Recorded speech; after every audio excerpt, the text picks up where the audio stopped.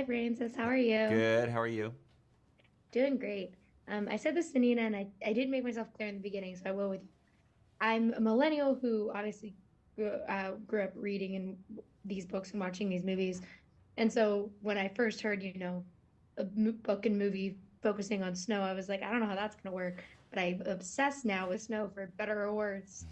And I think it's very fascinating how this movie and shows kind of District 12 in a completely different light than we saw it previously, and the Capitol in a different light. And so for you as a filmmaker, how was it to kind of go back and visit these two places in a completely different time and get to show the parallels of them in like the beforehand and get to see, the Capitol when it wasn't this thriving beast that we get to see in the original Hunger Games movie, and then District 12 when it is kind of weirdly thriving, even though it has this peacekeeper rule over it in this movie versus what we got to see.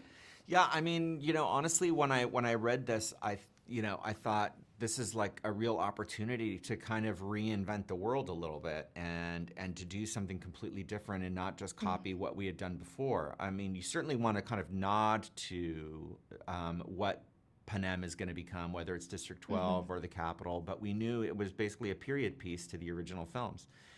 And Uli Hanisch, the production designer, and I really looked at sort of post World War II Berlin and kind of the Reconstruction era when looking at sort of building the Capitol. So, the rubble in the streets, the rebuilding of the old buildings, the sort of erection of the new buildings that are starting to lean into the Panem that we're familiar with. And same with District 12, which is we have an opportunity to see different parts of it and not just go back to the kind of brick train yards we used in Atlanta for, in the last movies. And, we're shooting in Mhm. Germany primarily and a little in Poland and finding new places that honestly are like closer in feel to what District 12 would actually really look like.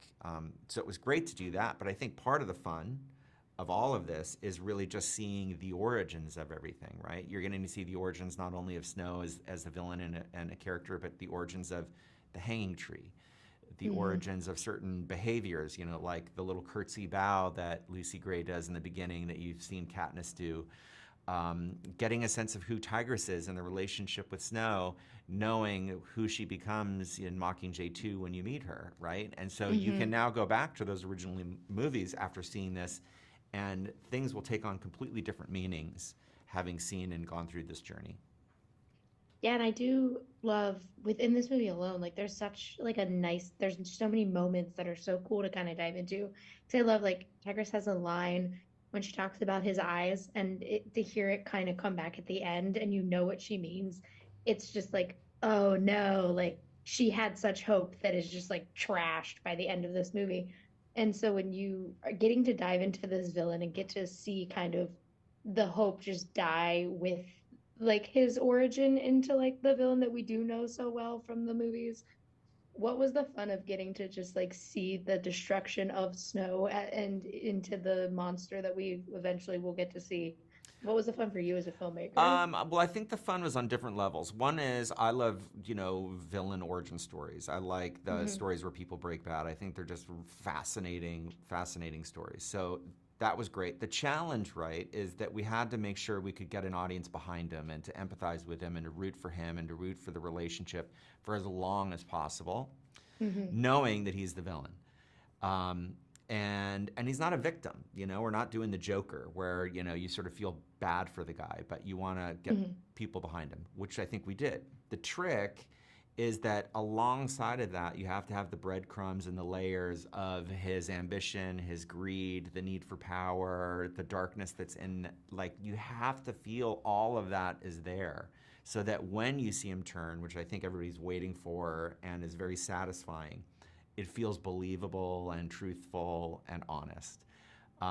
And just another layer of it too is just you have to have somebody like Tom. You have to have somebody as Hmm. watchable as Tom, as talented as Tom, as smart and as sophisticated as Tom is to be able to pull it off and to believably sort of become Snow. Yeah. Thank you so much for talking with me today. I love this franchise and these movies. as a whole. And so I love that it's back. It made me so happy being in that Oh, theater. awesome. Great. Thank you so much. Awesome. Thank you. Have a great one. You too.